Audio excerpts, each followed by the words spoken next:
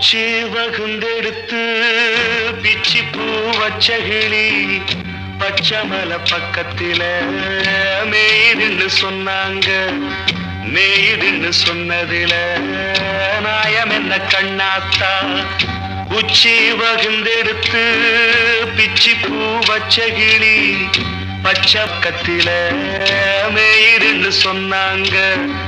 மேய்துன்னு சொன்னதில நாயம் என்ன கண்ணாத்தா?